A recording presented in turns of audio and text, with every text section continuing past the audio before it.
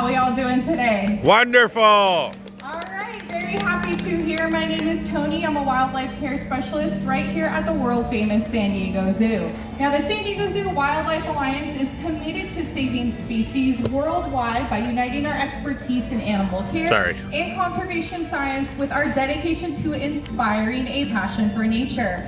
We integrate wildlife health, care, science, and education to develop sustainable conservation solutions.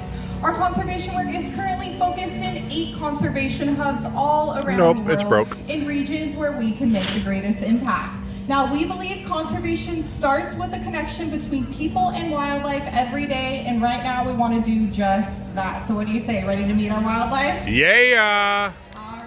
So our first wildlife ambassador is going to be representing our One Health approach to saving species all around the world. Now, what this means is the health of people, wildlife, and the environment are all interconnected, and our planet can only thrive when all life is thriving. That is the core of our mission and the thread that runs through all of our conservation efforts.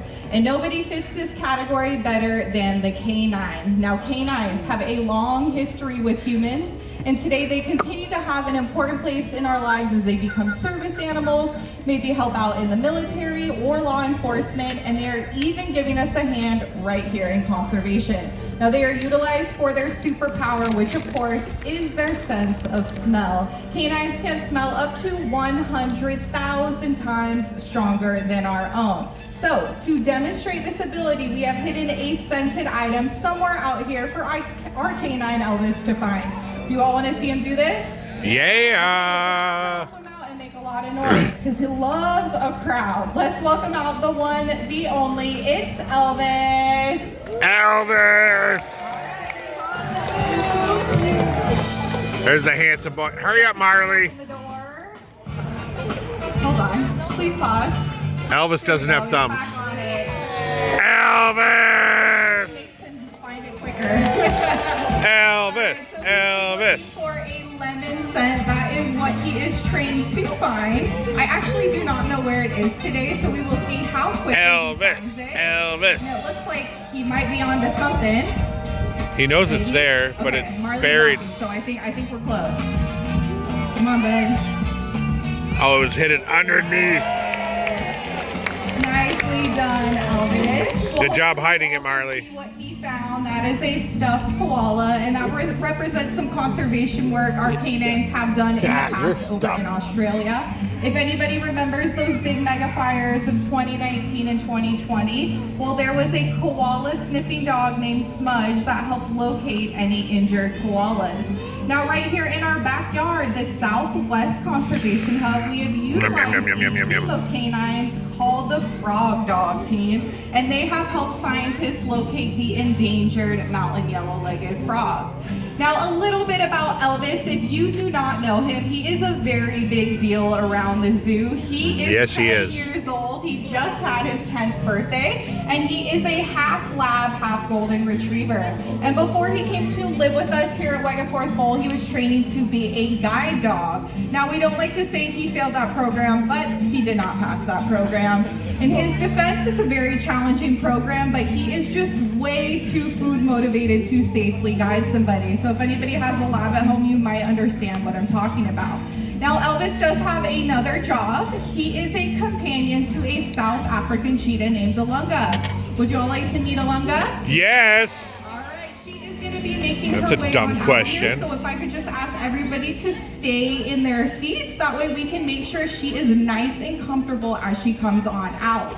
Now, Alunga is going to be representing our African Savannah Conservation Hub. Beautiful. We are working to conserve wildlife like, of course, the cheetah, as well as the elephant, giraffe, and grevy zebra.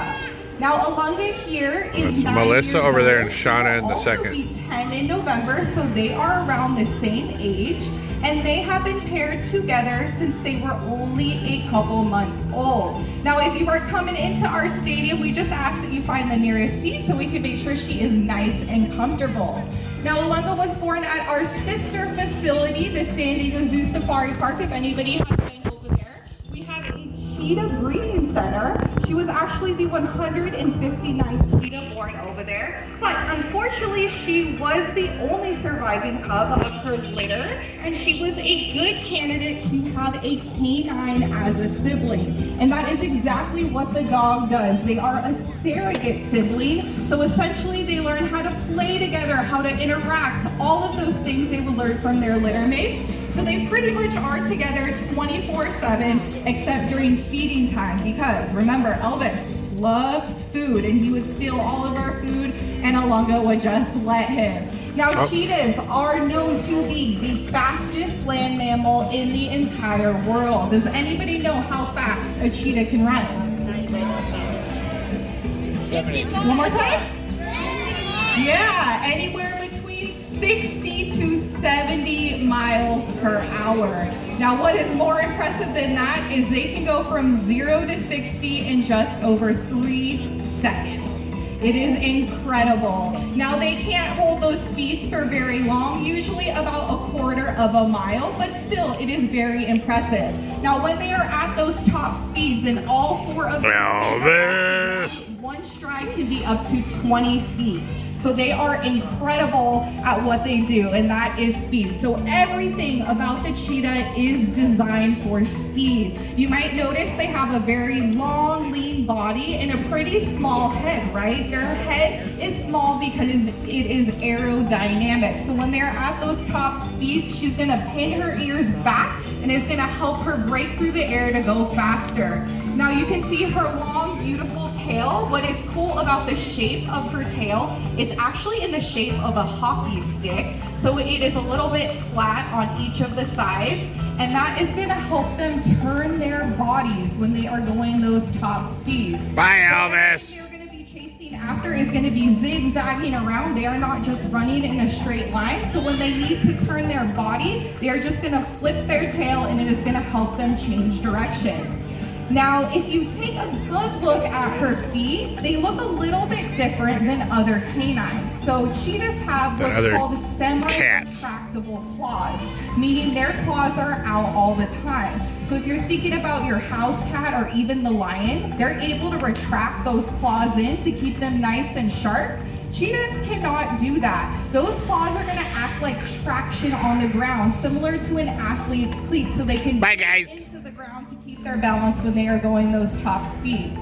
Now, a little bit about cheetah conservation. Just about 100 years ago, it was estimated we had right around 100,000 cheetahs.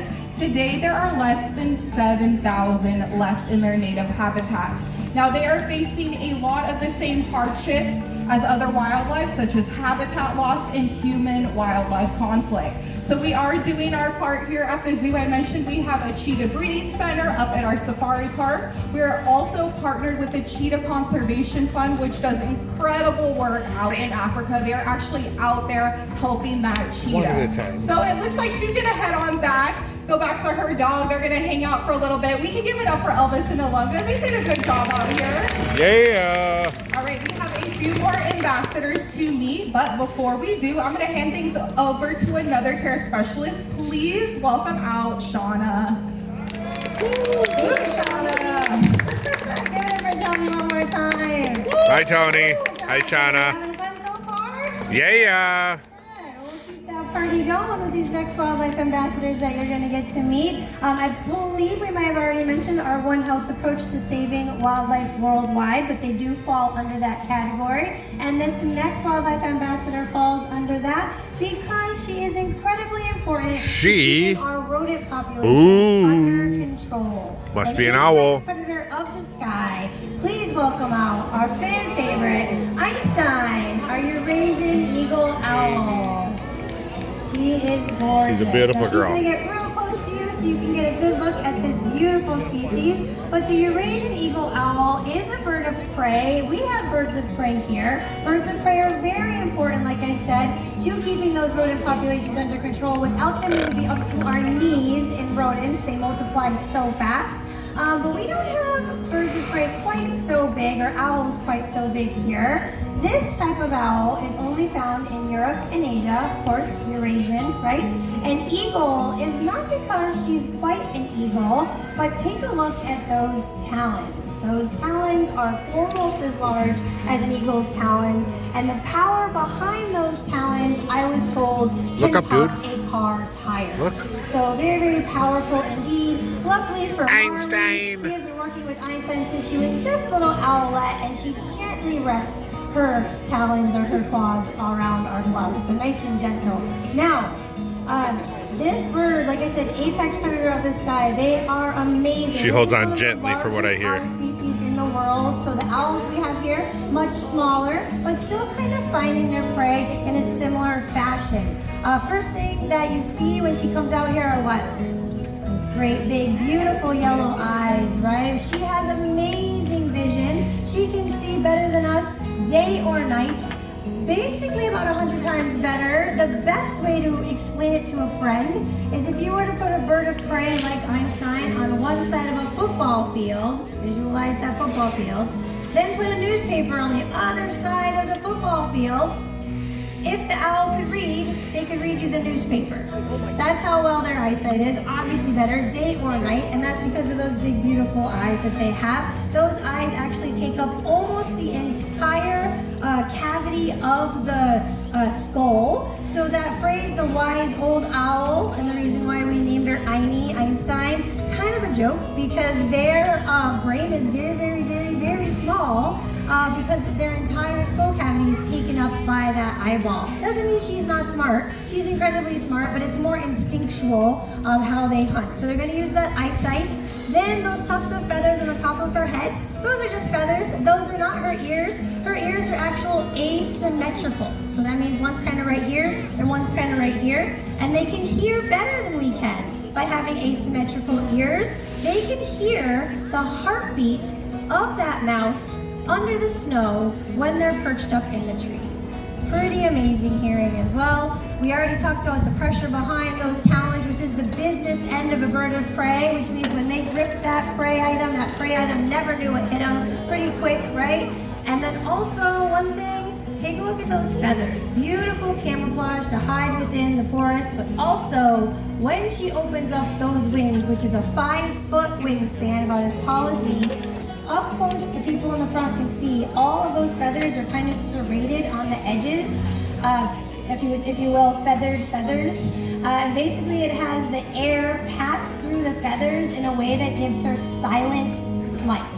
So even though this bird is quite large, when they decide to open up those wings and soar on down to that prey item that they have picked out, again, that prey does not even hear a pin drop. Little ones out there, if you put your hands out like this, and you wave them in front of your ears, you probably won't hear much. But if you cup your hands, you go like that, you kind of hear it. So that's kind of the difference. So the parents, when they're somebody else flying, started coming out. They don't have the feather wings, you can almost hear the flapping. Justine Beaver.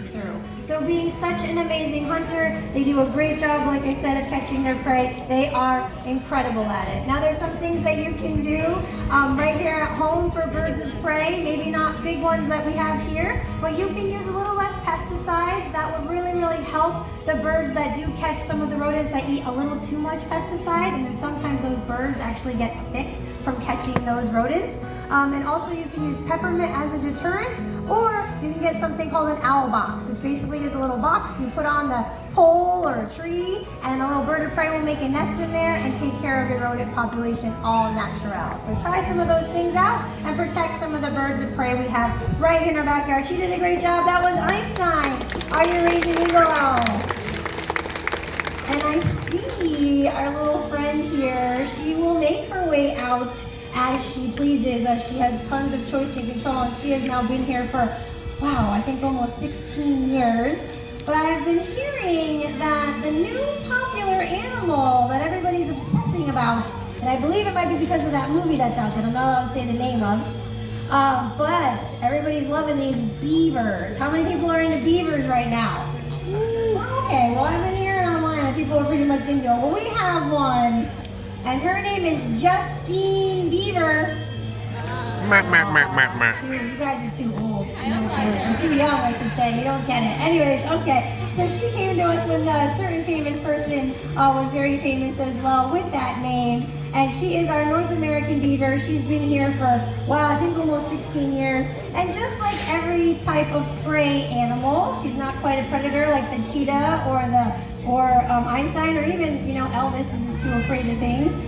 She is still a prey animal, so she has to make sure it's nice and safe and comfortable out here. And now she has joined us, and we're going to learn a little bit about how important beavers are to our environment. Now, they're not just adorable, okay? And they're not just the popular wildlife that everybody's into this year.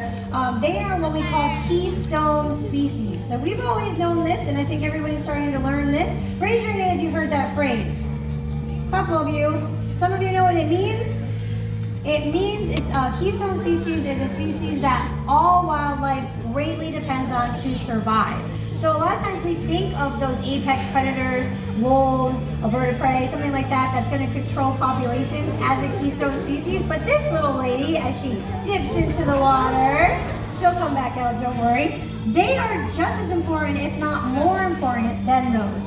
Beavers change their environment more than any other species out there besides one. What is that one? Humans, exactly. So it's humans and then it's beavers. So they're very, very important. When they cut down those trees, they're eating the cambium layer of the tree, which is the part that's underneath the outer bark, right? And then they're cutting it down and they're building those dams, they're building their little huts.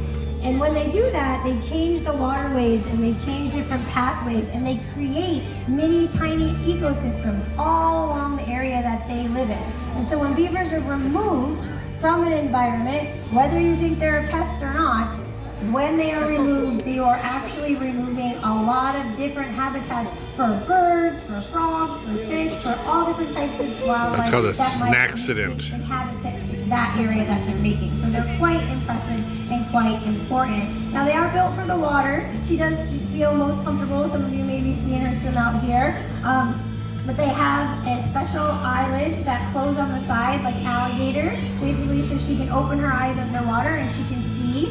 She can actually close off her ear canal so no water kind of rushes in when she's diving down. She actually has webbed feet, if some of you saw that over here before she went in, just like a duck. So she's just gonna wade through the water just using her back legs, gliding nice and calmly. And if you can see her, she doesn't even use her front feet when she's swimming. She just kind of rests there. They're gonna use that front feet when they're walking or when they're eating, just like we use our hands. And then the tail, which you may or may not be able to see, works like the rudder of a boat. She can turn it left or right to change directions while she's swimming. It also works to pack in mud. When they're building their dams, they're gonna bring mud in between the logs and use that little tail to pack it in. And then another thing they do that does protect other wildlife is called tail slapping.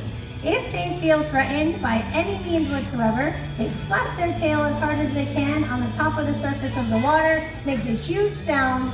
Other beavers know to take cover. There might be danger around, but other wildlife, I've heard hunters tell me that deer will hear it and take cover. So other wildlife are learning that that tail slap means danger, and then they go and they run and hide as well. So these beavers are doing a lot. If you are visiting from a state where you do consider beavers to be a nuisance, just try to open your mind a little. Tell your neighbors how important they are to keeping the ecosystem healthy and give other wildlife a chance to thrive, and give them a chance. Let them live with you. They really are important, and we do love having her around. And I think that we can learn a lot from the beaver to take care of each other, the way that they take care of the habitats that they live in. All right, I think she's going to hang around for a little while. She loves to take a splash on out of here once the presentation's over, so stick around. But one more time, give it up for Justine Beaver. Yeah. The San Diego Zoo Wildlife Alliance is creating a world where all life thrives, and never has this been more important. As first responders in the field, we are there applying a century's worth of wildlife knowledge to global conservation challenges. we collaborate, we innovate, we hope we inspire people and wildlife to thrive together for a healthy planet. Conservation is at the heart of everything we do here, so thanks for learning about it. We hope you can take some of it home, and just remember our key phrase: when wildlife thrives, all life thrives. Thanks so much, everybody. Enjoy your day here at the world famous San Diego Zoo. Bye. Thank you. San Diego Zoo. Bye, guys.